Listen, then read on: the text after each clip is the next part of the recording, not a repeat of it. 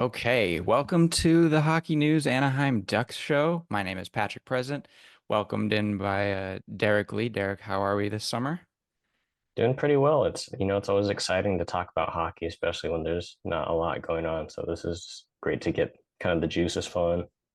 I know, right? It's we're missing it. But last time we spoke about the draft and the development camp. So now we're gonna move on to the moves that the Ducks made transactionally with free agency and unrestricted and restricted.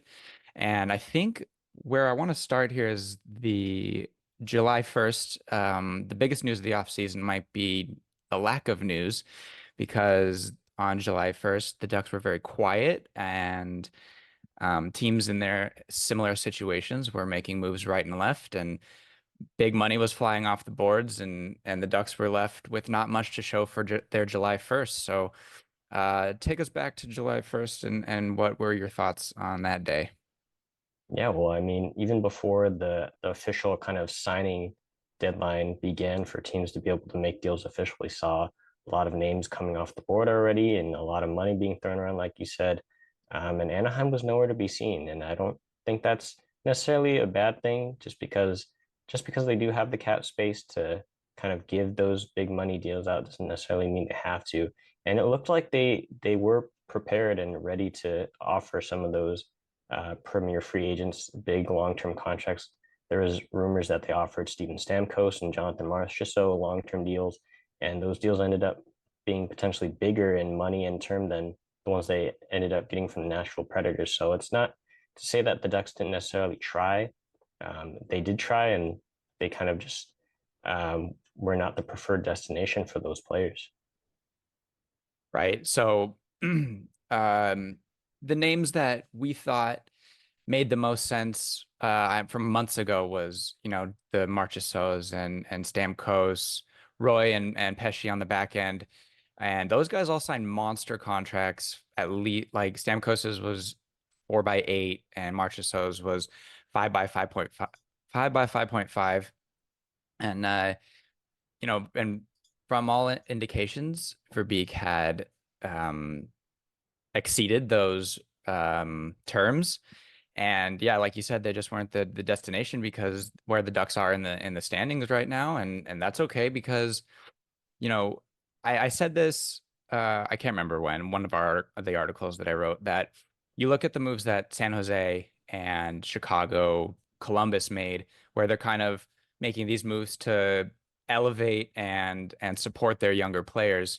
Like San Jose got to Foley, Chicago got Teravainen and Bertuzzi, and Columbus got Sean Monahan. But I'd argue that the Ducks are already made those moves. They made those moves last year and the year before with Strome, Vetrano, Killorn, Gudas, right? So their young guys are already in the positions that they're going to be when they are successful. So now it's just about them taking those steps. And if you're gonna swing and you're gonna swing on an impact player, right? You're gonna swing on Stamkos and Marchessault, and maybe they swung on someone on the back end as well. But I think if you're not gonna sign those top tier guys, I don't see the I didn't really see the purpose of signing those B level free agents. Yeah, I would agree with that as well. It's easy to look at, especially every year. It's easy to look at who's on the free agent list and who's going to be a free agent, and kind of think, oh, well, maybe our team can get this guy and get this guy. And it's kind of a stark reminder. It's that it has to go both ways. It has to work for both parties, and just because one party is interested doesn't necessarily mean that the other party is interested. So you kind of look at someone like Tyler Toffoli. He's played in Los Angeles. He signs with San Jose. And people might think, well, how come he didn't want to go to Anaheim? Well, maybe that's just not the fit for him. Maybe he preferred to play with somebody like Macklin Celebrini. Obviously, you have Leo Carlson, Trevor Zegras, Mason McTavish, but maybe there is something in those conversations that with Mike Greer, the Sharks GM, that maybe Toffoli felt like that was a better fit than somewhere like Anaheim, for example. Yeah, and then we also had talked about like Victor Arvidsson, who had signed a very friendly deal, but he went again to like the contender of contenders in Edmonton. So, and then on the back end, there were the three big names like Montour, Pesci, and Roy, and as far as right-handers go, and they all signed huge contracts, at least 6 years, I believe, for all of them. So, maybe that wasn't what the Fabrique had wanted, or maybe those guys preferred more contenders. But either way, I think to maintain this flexibility and while not creating any unnecessary roadblocks with the young players, I think I don't want to say that it's a blessing in disguise because it would have been nice to improve the top of the lineup, but at the same time, again, if you're gonna swing big, and if you miss, I don't, we're gonna get to the moves that they did make, but missing out on those B level prospect or I'm still in draft mode. Those B level free agents may not have been the worst thing. Yeah, I think it's tough to find that balance between wanting guys that are ready for the NHL now, like impact players, like they signed Budis and Killorn, and then trying to see if guys that are coming up through the system are ready for the NHL. We saw like Jackson Lacombe and Pavel Mintyukov, and then Olin Zellweger later on in the season. You kind of have to find that balance of, okay, when are these guys that have been doing well in the minors and then juniors, when are they ready to come up and make an impact? And at one point, you kind of have to shift guys out that are already there to make room for these guys that are coming in, guys like Tristan Luneau and Cutter Gauthier. Right. And oh, I forgot what I was going to say, but oh, and I know expectations were high with Verbeek stating that he wanted to sign top six right shot, top four right shot defenseman, but adjustments have to be made, and I think we're going to get into a couple of them here, unless you have something else to say on the non-moves that were made. No, I'm good. Yeah. So the next day, July 2nd, the Ducks traded for Seattle Kraken defenseman Brian Dumoulin, who had signed a 2-year deal. Let me pull it up really quickly. Um, so they traded for Brian Dumoulin, who signed a 2-year deal last offseason for 3.15 million with the Seattle Kraken. They gave up a 2026 fourth round pick. And this is kind of that top four defenseman that they were looking for. Not the right shot, but I would argue a stylistic fit. And I'd argue that it's a better fit because of the style of game that he plays and what he can bring to the back end. Yeah, I think this is a really shrewd move by the Ducks to bring in. I mean, he's on an expiring contract, so they can potentially flip him if they see fit towards the middle of the season, depending on where they're on the standings. But to get a top four, top six defenseman, like you said, for only a fourth round pick, that's a really nice bit of business, and he'll fit really well alongside somebody like Olin Zellweger, for example. Maybe play him alongside somebody like Pavel Mintyukov. You allow those guys to kind of activate more offensively and get up the ice. And then Dumoulin's pretty much standard stay-at-home defenseman. He's really great defensively. He played a lot with Chris Letang when he was in Pittsburgh. So there's kind of the seeds for that could be sown. Yeah, I really like his approach. If you listen to any of the interviews he's given since he got acquired, he really prides himself on building relationships with his teammates and his D partners and really getting the most out of them, which is very similar to what we hear from Cronin all the time, where you got to, get to the know the player and get to know what makes them tick. And on the ice, I think he stated that, he doesn't shy away from the term shutdown defenseman, but he does it a little differently. Like you think when you hear that term, he's going to be a big hitter or he's going to break plays up with his stick. But he said that he likes to get the puck out of his zone as quickly as possible. He prides himself on really making plays through forechecks like quickly and to get the pucks out of his head of his zone as quickly as possible. And I think that's perfect for what the Ducks need. And he's not going to make these like egregious mistakes, and he'll provide like you said, a more stable, nurturing environment for these young, important, talented defensemen that the Ducks seem to have so many of. And, if you can get that and maybe adjust the system a little bit so it's not so awkward to have a left shot on the right side because the Ducks are going to have to do that, um, then I think there's a lot to be gained from an acquisition like this. And then, like you said, when the time comes, if it's trade him or not, either way, he's going to provide some value. Yeah. And Or here, yeah, sorry. Yeah, like you said, there's going to be a lot of lefties on that blue line. I mean, at some point they might even have six if they really wanted to go to that. I mean, they've got Radko Gudas, so he should be a mainstay on the blue line, but you could have at most five lefties on that blue line. And so somebody's going to have to play the offside. We saw Owen Zellweger play a little bit with Cam Fowler last season. Jackson LaCombe, when he was playing with Cam Fowler, they kind of rotated on that offside. And then even Brian Dumoulin, I think he'll probably have to play on the offside, whether he plays with somebody like Pavel Mintyukov or Olen Zellweger or whoever it ends up being. There's going to be at least two guys that are being playing their offside.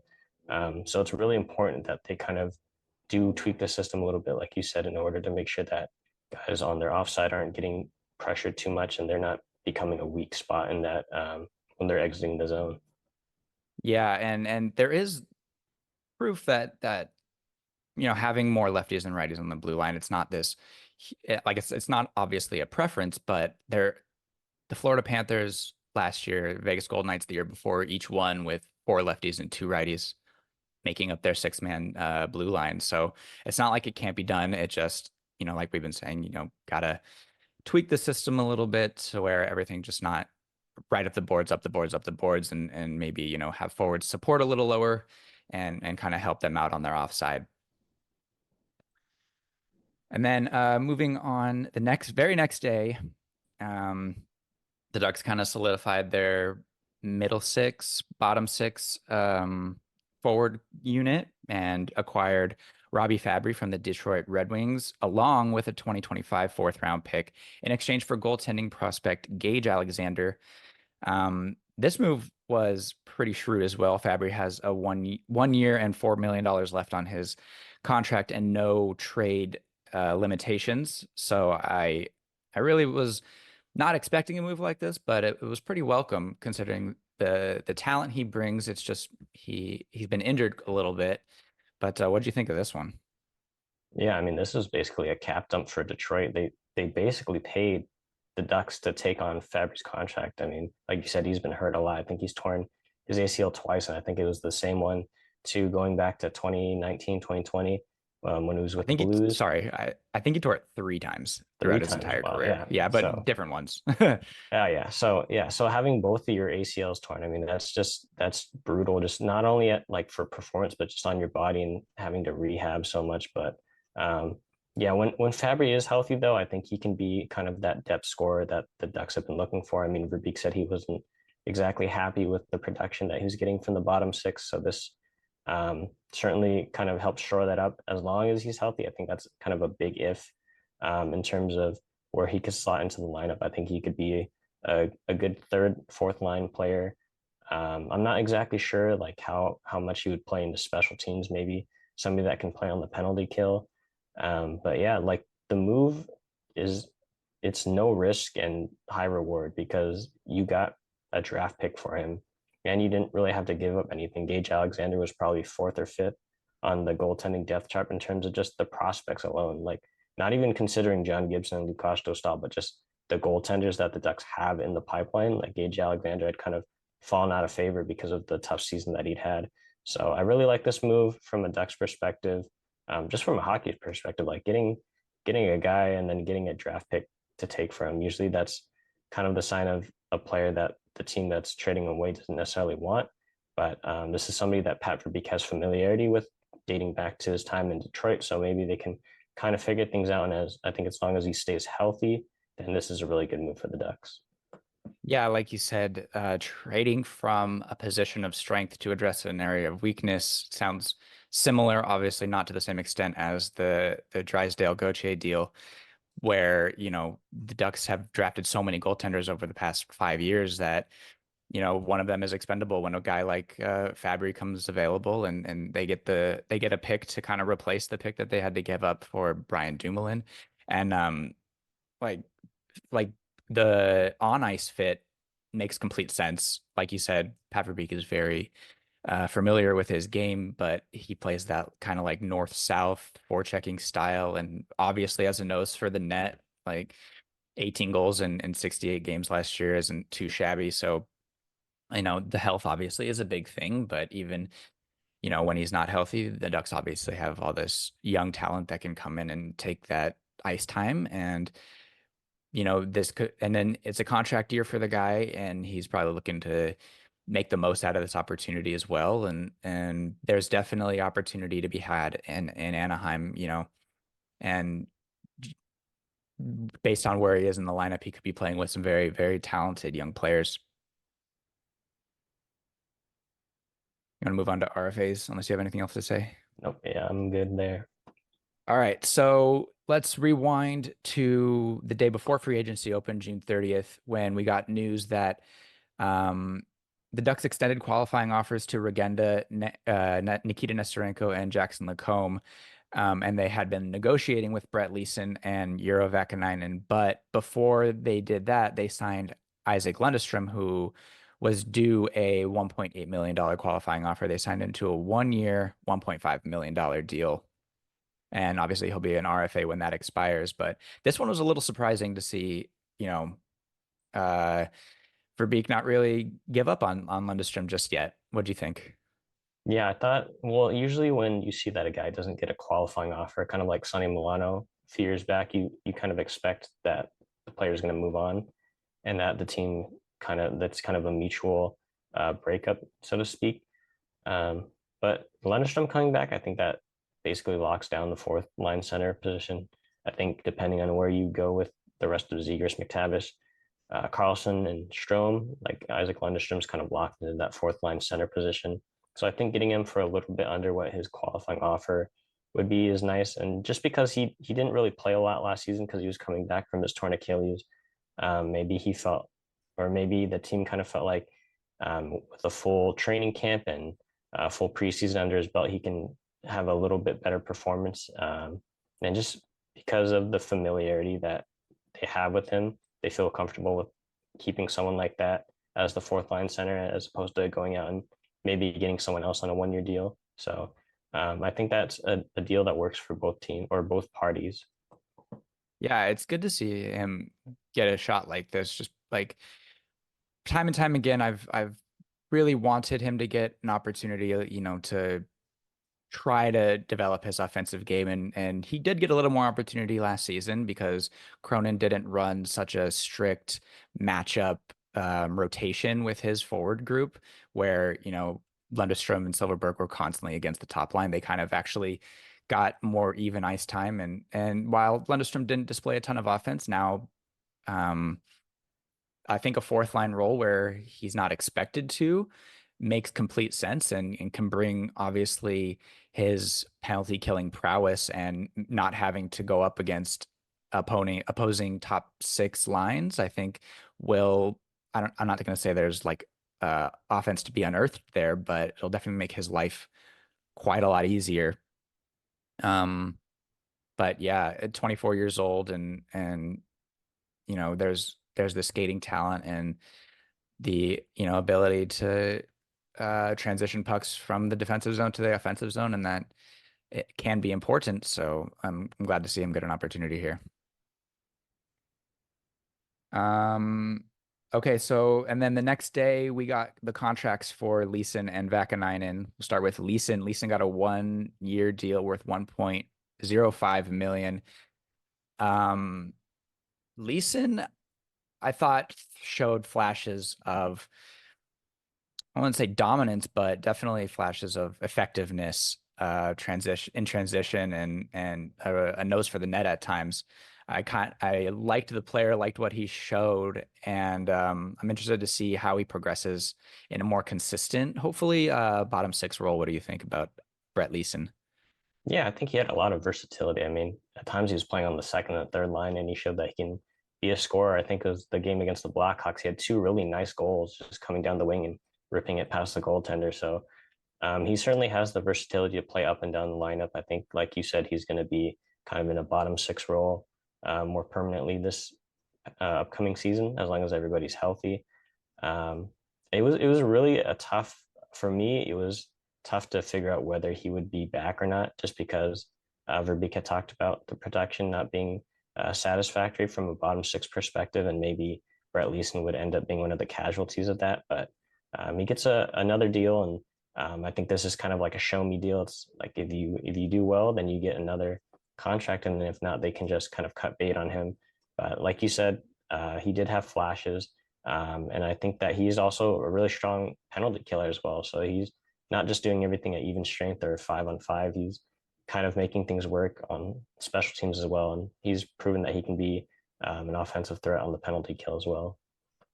Yeah, like I know production was a big topic for Verbeek from the bottom six.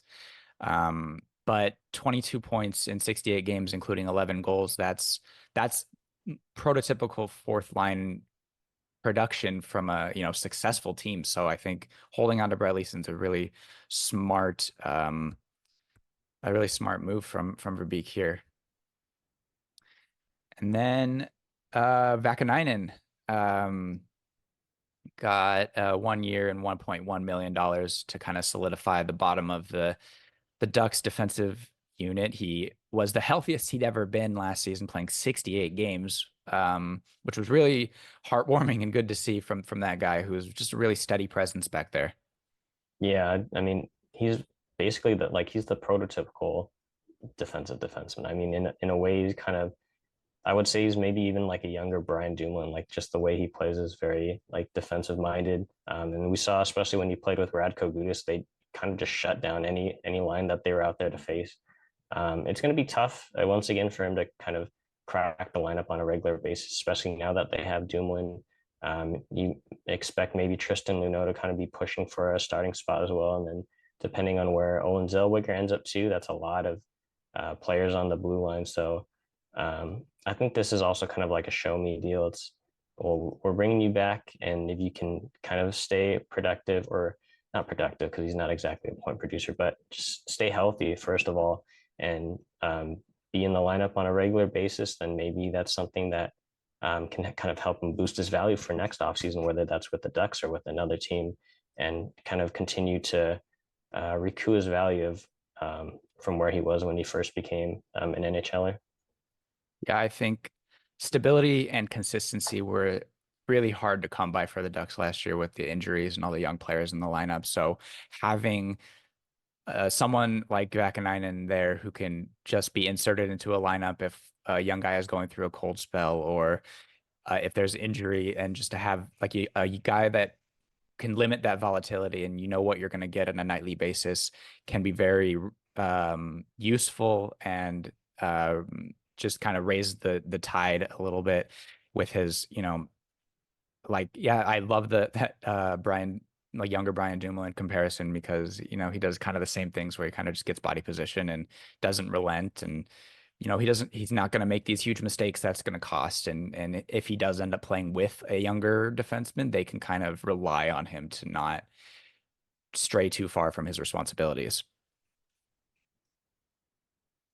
Let's keep going with the RFAs. July 1st, they signed Pavel Regenda to a 1 year, two-way deal worth about league minimum $775,000. And, Regenda's a guy that Verbeek brought over from the Slovakian league after a dynamite World Junior, or not World Junior, World Championship performance a couple of years ago. And he made the team right out of camp that year, but kind of has had trouble carving out a role in the Ducks nightly lineup whenever he has been called up and finding ways to be effective, but has been quite effective for the Gulls in the AHL.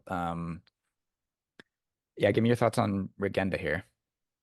Yeah, this one was a tough one for me as well because um, he hadn't cracked the roster like you said on a regular basis. He did get a couple of games again right after the trade deadline this past season, but he went straight back down after. So I think the way his contract is structured, it feels like he's kind of set to spend a majority of the season of this upcoming season in the AHL.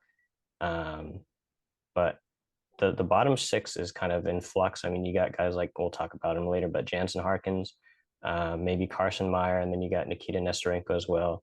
And if Brock McGinn is healthy, he'll be in that conversation as well. So there's a lot of moving pieces in that bottom six, aside from Lundestrom and Leeson. So somebody like Pavel Regenda having a good impression in training camp and in the preseason, he could potentially push for a regular spot. I don't know how realistic that is at this point, but there's certainly things that he's good at that apply to the NHL game. I think maybe in the AHL it's a little bit more chaotic and perhaps he thrives on that more. Whereas at the NHL level, it's a bit more structured. So maybe that's something he still kind of needs to work on, especially just since he came from the Slovakian league and then he went to the NHL, then he went to the AHL and he's kind of been back and forth.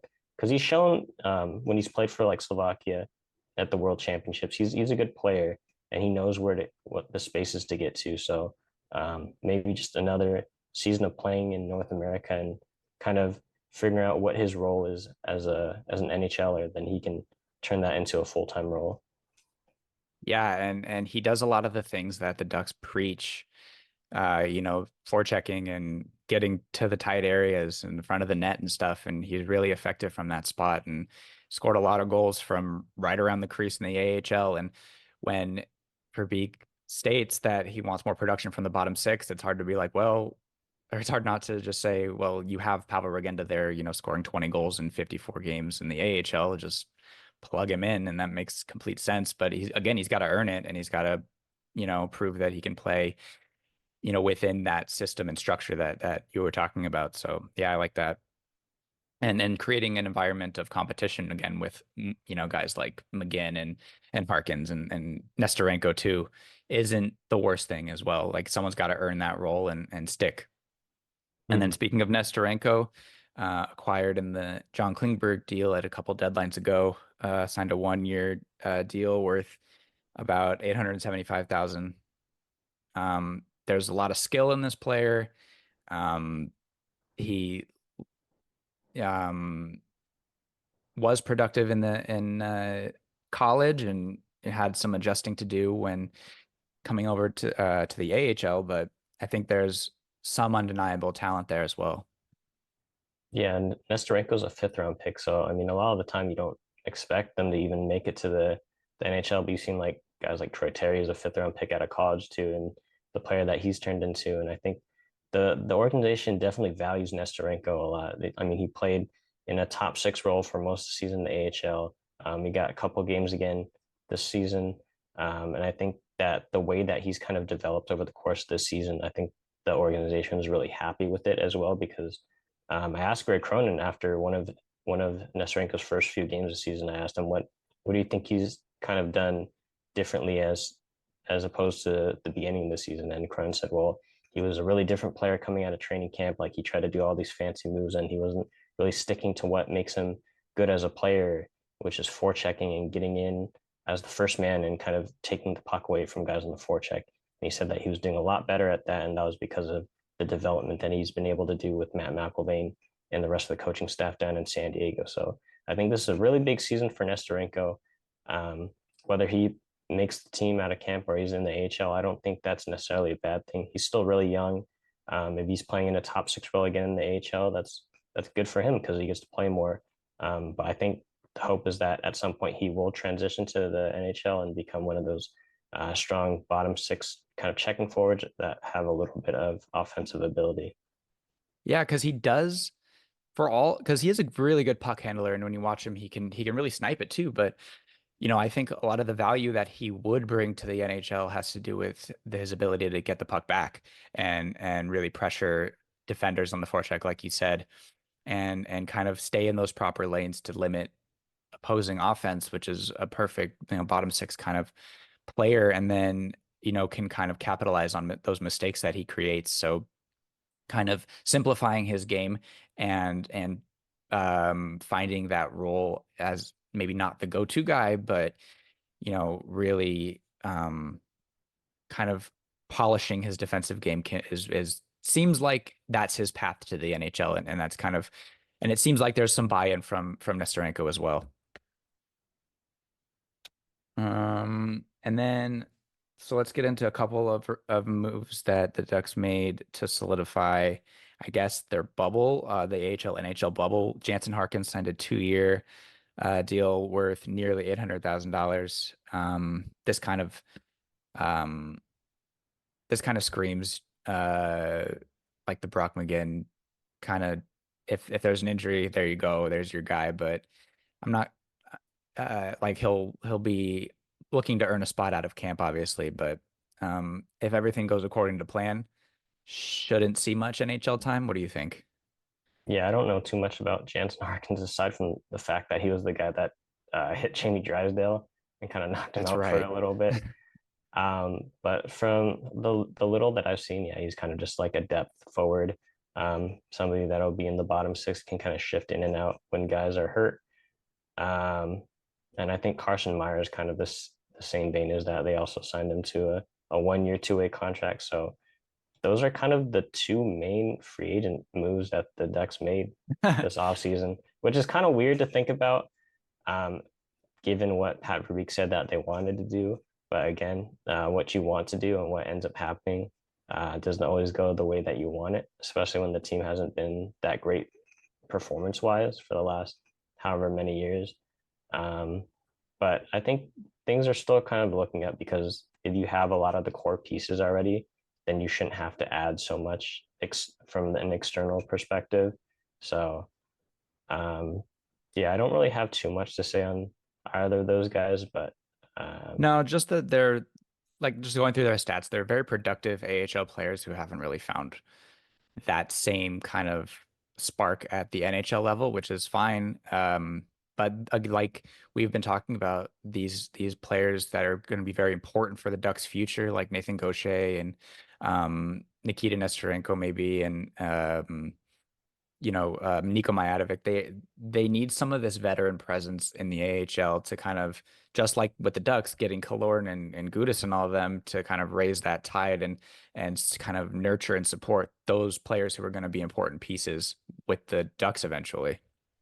mhm. And then I think the last one we kind of haven't touched on at all actually is Jackson Lacombe getting a 2 year Oh, deal. yeah.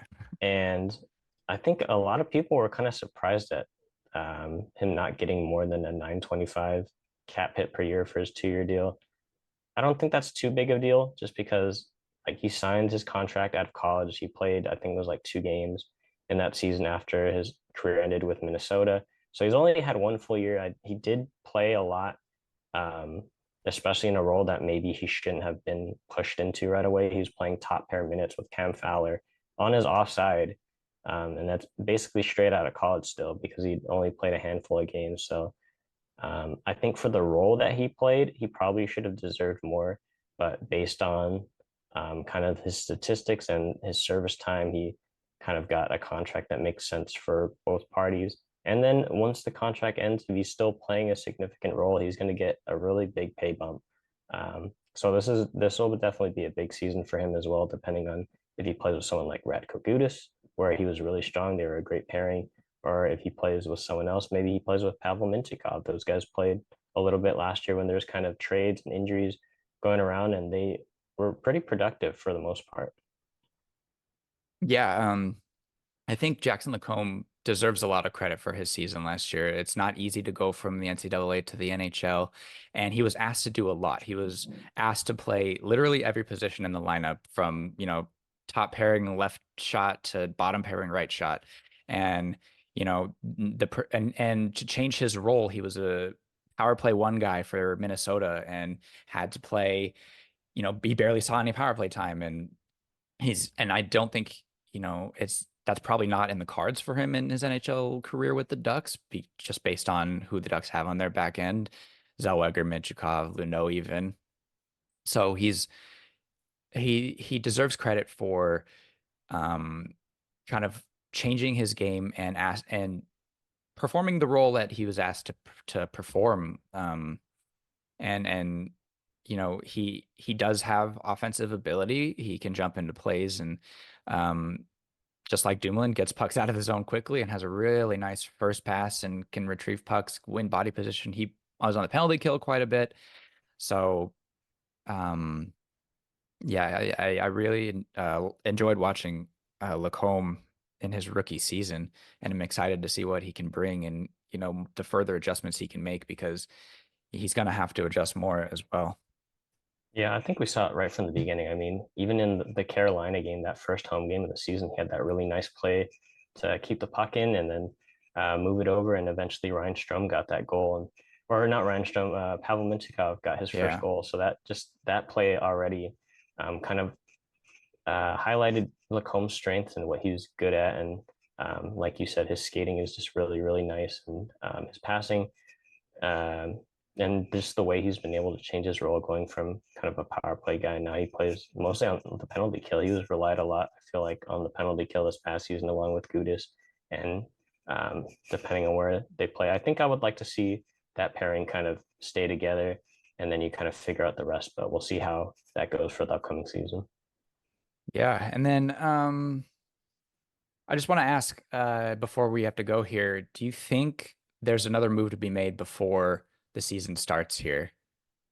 I think so, but I don't think it's going to be a signing because pretty much everyone's off the board. It Yeah, would have to be a trade. What kind of move that would look like, I don't know. I'm not going to speculate on any of that just because yeah. it's a lot of the same old for the Ducks with regarding two specific players. But I think if they're going to make a move, it would have to be a trade. And they have a lot of cap space to work with. But again, lots of extensions upcoming that they'll need to get to work on. So we'll see where things go from here. Yeah, and if you look around the league, I think there's like 5 or 6 teams over the cap currently. The Ducks can obviously weaponize that cap space again. Or if teams are looking to sell off or make roles for their younger players, like the Sharks took on Jake Wallman because the Red Wings wanted to give a higher role to Simon Edvinsson. I'm wondering if there's something similar to be had with like the Kraken and Shane Wright, or if the Flames are looking to bottom out, if Blake Coleman or someone like that can be available, or just those are the kinds of moves. The big moves seem to be off the table, which is totally fine again, like we've been saying, because that means the Ducks' impactful future core will be in roles that suited to them and the ones they'll have moving forward. But there might be a little more of those nibbling around the edges moves to be had, and that can kind of that the Ducks can kind of capitalize on other team situations. Mhm. All right. Well, we came in under the limit. Look at that. Okay. So that'll do it from us here at the Hockey News Anaheim Ducks. We are going to put together a mailbag. So we're going to be asking questions from our listeners and readers pretty soon to kind of fill the void of August before training camp and rookie camps get going. But that'll do it for here, us. And thanks for watching or listening. Thanks, guys. All right. Take care.